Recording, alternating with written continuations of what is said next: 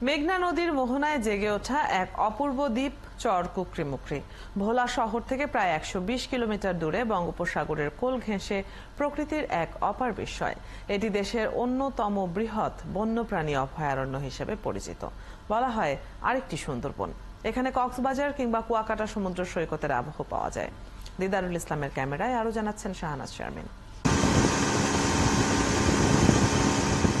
চর কুকরিমুকরি যেন প্রাকৃতিক সৌন্দর্যের এক লীলাভূমি।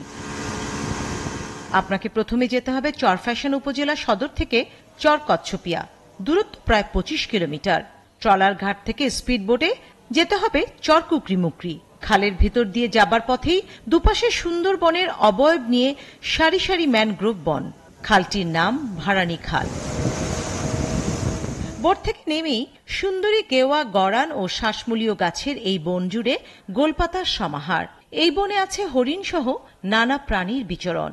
শীতে এটি হয়ে ওঠে পরিযায়ী পাখির অভয়ারণ্য। বর্ষায় মরা খালগুলোতে জাগে নতুন পানির জোয়ার। ধুধু বালিয়াড়ির উপর দাঁড়ালে সাগরের হাতছানি। স্থানীয় মানুষজন বলেন বালুর ধুম। কুইন আইল্যান্ড অব বেঙ্গল নামে পরিচিত এই চরে সূর্যোদয় সূর্যাস্তের মায়াবী দৃশ্য যে কারো মন কাড়বে। এখন জন্ম সনদ দিয়ে খোলো বিকাশ স্টুডেন্ট অ্যাকাউন্ট। নিজের বিকাশ নিজে কর। স্থানীয়রা মূলত মৎস্যজীবী। সারাদিনে কত ২ হালি মাছ পাইছি। বেড়াতে আসে পৌষ মাঘ মাসে। এদিকে ওদিকে একই কথা, ওদিকে তো এদিকে আর কোনো পার্থক্য নাই। আমরা নদীতে থাকলে কারেন্টের বাতি দেখা যায়। হেরানো থেকে ঘুরে ভেড়া করে, শিয়াল দেখে, হরিণ দেখে, বানর আছে, দেখাশোনা করে, খুব আনন্দ লাগে। বিদ্যুৎ নেই, হেরা ওই ব্যাটারি সাহায্যে লইয়ে বাতি লইয়ে। কারেন্ট আসলে সুবিধা হয় না আমাকে, মনে করেন এই জায়গায় থাকার, মনে করেন এটা যে জায়গা লাগে না, কোনো জায়গায় লাইন গেট অনেক ভালো থাকে। গত ১.৫ দশকে পর্যটন খাতে এই এলাকার উন্নয়নে সন্তুষ্ট এলাকাবাসী। যেটা হওয়ার সেটা ধারাবাহিকভাবে হচ্ছে, জনগণ আসছে। পর্যটকদের সুবিধার জন্য এখানে আমাদের অনেক কিছুই আমাদের করা হয়েছে। নিরাপত্তা এগুলো যদি সরকার খেয়াল রাখে আমাদের জন্য, তাহলে আমাদের পর্যটন খাতটা অনেক দূর এগিয়ে যাবে। আমাদের চরফ্যাশন প্রচুর পর্যটক আসে বিভিন্ন উৎসবের সময়। আমি বলতে চাচ্ছি যে এখানে পর্যটকের নানাবিধ সুবিধার জন্য বা ইন্টারন্যাশনাল মালের কিছু হোটেল হতে পারে, আবাসন ব্যবস্থা ভালো রাখা জরুরি। চরফ্যাশনের সহকারী কমিশনার মোহাম্মদ সালেক মুহিত জানান, পর্যটকদের সুবিধার জন্য বেশ কিছু কার্যক্রম হাতে নেওয়া হয়েছে।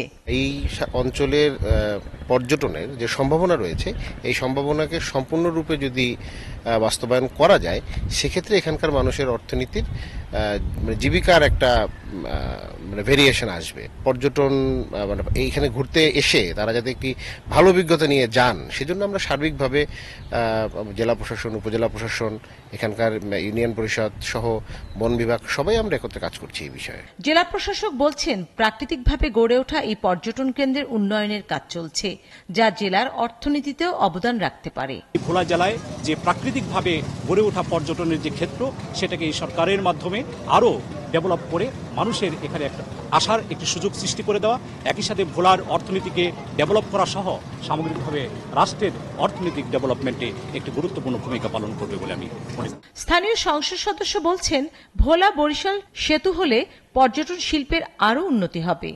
একটি পর্যটক লঞ্চ থেকে নামার পরে সারা চরফ্যাশন থাকা, খাওয়া, ঘোরা এবং যাওয়া পর্যন্ত যেই অর্থ তারা এখানে ব্যয় করে, তার টোটাল অর্থ কিন্তু আমাদের এখানে গ্রামীণ জনপদের অর্থনৈতিক উন্নতি এবং সমৃদ্ধিতে সেই টাকাটা কিন্তু কাজে লাগছে। গেল কয়েক বছরে পর্যটন শিল্পে চর কুকরিমুকরির গুরুত্ব বেড়েছে। তবে পর্যটক বাড়াতে গিয়ে দালান কোঠা নির্মাণ করে এখানকার প্রাকৃতিক সৌন্দর্যকে নষ্ট না করার আহ্বান জানাচ্ছেন সংশ্লিষ্টরা। বলা হয়, দক্ষিণাঞ্চলের সাগর বেষ্টিত চর কুকরিমুকরি পর্যটনের একটি স্বর্গরাজ্য। কুয়াকাটা আর কক্সবাজারের পর এটি হয়ে উঠতে পারে পর্যটনের আরও একটি আকর্ষণীয় স্থান। তাই স্থানীয়দের দাবি, পর্যটকদের সুবিধা বাড়ানোর পাশাপাশি যোগাযোগ ব্যবস্থাও যেন উন্নত করা হয়। শাহনাজ শারমিন, ৭১, চর কুকরিমুকরি, চরফ্যাশন, ভোলা।